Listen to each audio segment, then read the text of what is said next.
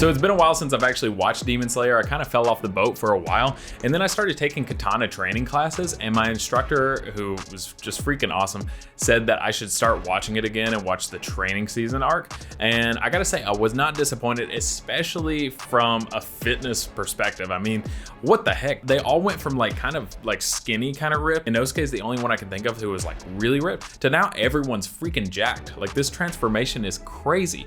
And so I started thinking about it, and I was like, what if I made a video on a beginner home workout to help you guys learn how to get a physique similar to Tanjiro's? Where do you put the emphasis? Let me know. His physique really impressed me. I mean, we could take a look at it right here. I mean, his physique is borderline bodybuilder. I mean, look at the chest, look at the delts.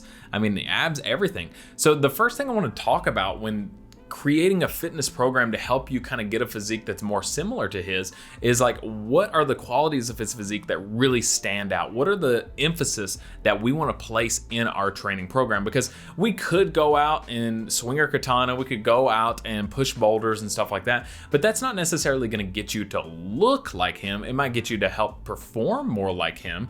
But in this video specifically, I want to talk about how we can get a similar physique, how we can train ourselves, our bodies, to hit those same muscles that really are accentuated on his physique. So the first thing that really stands out to me, honestly, are his arms. Like, his arms have gotten so much bigger. I mean, look at that. Like, the veins, the vascularity, the biceps, the triceps, like, he's got it all going on right there. And to go along with the arms, he's got really good boulder shoulders, like those just capped delts. Like, that always is like the most aesthetic muscle in everyone's physique. Like, if they have a good physique, almost always they're gonna have those really awesome capped delts. Because not only does it make your arms look better, it kind of makes you look wider and gives you, like, if you have a small waist, it gives you that kind of V taper look.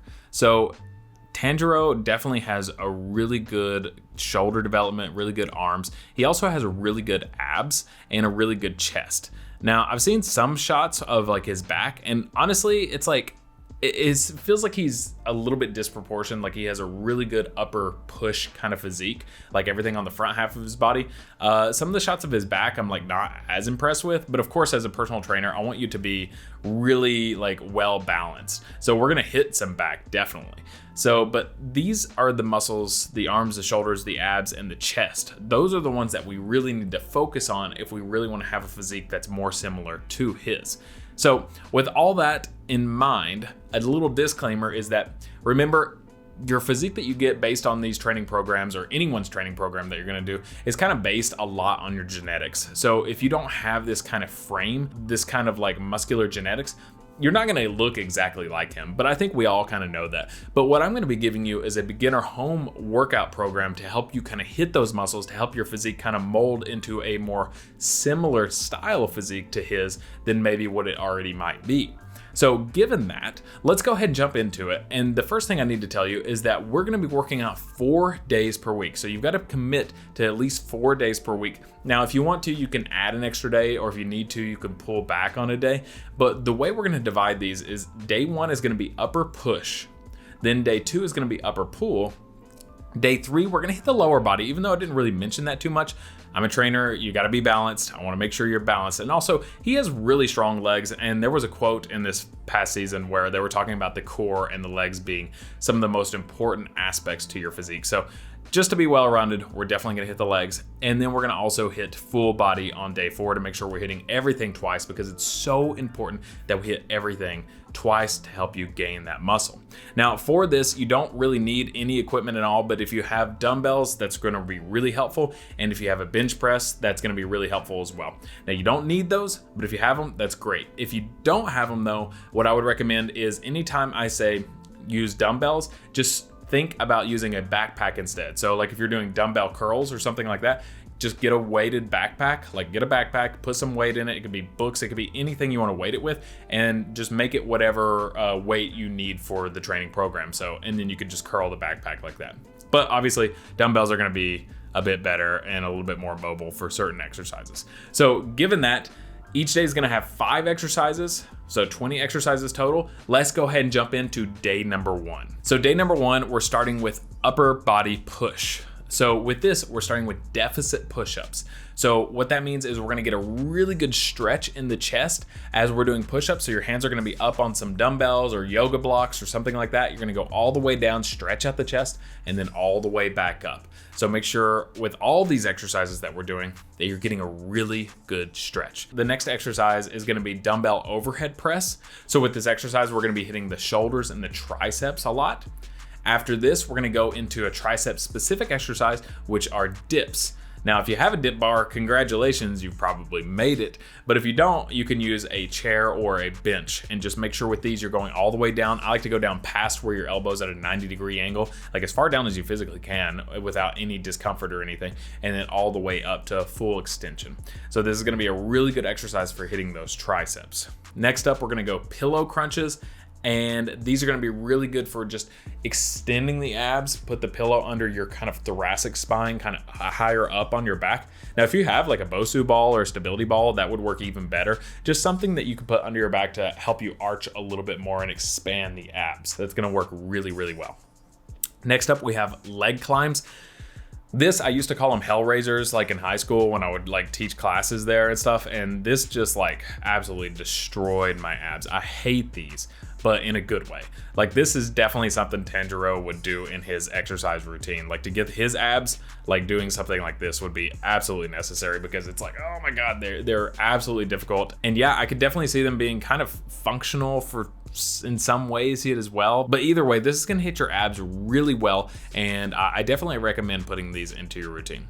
So that's it for day one. Now we're gonna go into day two. We have our upper body pull day. So with this, we're gonna be hitting the back. Now remember, Tanjiro is kind of lacking just a bit in the back muscle, so we wanna actually kind of balance it out just a little bit better. But we're gonna start with dumbbell rows. And you could do this either single arm or double arm, doesn't really matter, as long as you're going all the way down, really stretching out those arms, stretching that shoulder forward, and then pulling it back and retracting those scapula. So do that, get a really good squeeze in your back and really hit that back out. The next exercise is gonna be lying dumbbell lateral raises. Now, the reason we're doing lying is because if you're just standing, all the tension is at the top, not in the stretched position, and we need a lot of tension in that stretched position to get it to grow. So anytime you're leaning over against, like on the opposite side of the side you're working, so if we're lying down on like our left side, we're gonna be working the right side. We're gonna get a lot more tension right there in the most stretched position of the muscle. And then as we raise it up to the most contracted position, then we're gonna have less tension, which is totally fine because we want it at that stretched position mostly.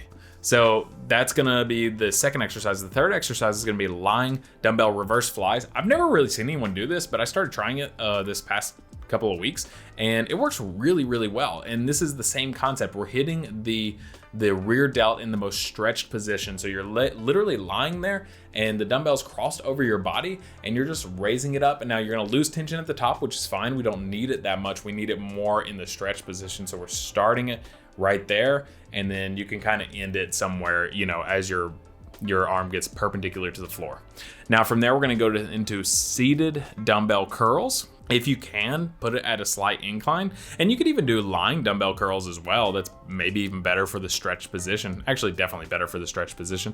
But either way, whatever's most comfortable. And you're gonna go all the way down, extend the arms all the way, and then contract them all the way up. Next up, if you have a place to do pull-ups, I highly recommend adding pull-ups into your routine. And if you're not great at them, like myself, I'm not really good at pull-ups, I would actually place these at the beginning of the workout. But if you're pretty good at them and you have a place to do them, it's fine to put them here at the end. I would just say the beginning, putting them at the beginning is like a lot better if you want to have more of a back focus and you want to be more fresh and you want to really just get a good squeeze and just work on your technique and stuff. So if you're gonna do pull-ups, maybe put them at the beginning. But if not, another great exercise is the dumbbell pull over. So you're gonna be laying down on your back, the dumbbell's gonna be over your head, and you're gonna be pulling it over and you're gonna be squeezing the lats as you pull it over. So as you can imagine, this may actually also be a pretty good exercise for swinging your katana. So like if you wanna actually work on sword swinging and stuff like that, that downward cut, that's actually like kind of the same movement as a dumbbell pullover. So that's a little bit more functional of a movement. All right, so as we move into day 3, that's the lower body day. Now remember what they say, that is very important, the lower body and the core for your sword training. And if you want to be a demon slayer, you've got to have that lower body and that core. Now Tanjiro did basically like sled pushes, I would say, in our real world, because you're not going to go out and actually like move a boulder like that's that big, right? So you would do like a sled push or something like that. But because most people don't have a sled at their house to push, we're going to pick some of the best dumbbell exercises that you could do in your home, in my opinion. And the first thing is a dumbbell goblet pulse squat. So say that one 3 times fast. Now, you could just do normal dumbbell squats, and that's totally fine too. But with this pulse, we're actually working a little bit more in the stretched position, which is a really important part of the lift. So if we're doing this, we just want to go down, pulse up a little bit, go back down, and come up. Now, some people, when they do pulse squats, they just stay in that pulse. But for me and for our purposes of training, what I like to do is go down, pulse a little bit, then come up.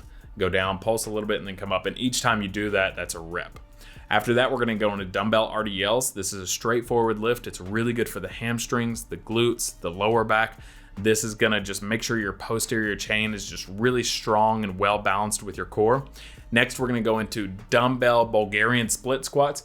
Everyone's favorite movement. This is going to be really good for single leg development. Whenever you do this, put your back leg at about knee to hip height, somewhere around there. I usually like it a little bit lower, like closer to knee height, but whatever gets you the most stretch is going to be really well. You can even elevate the front foot if you want to.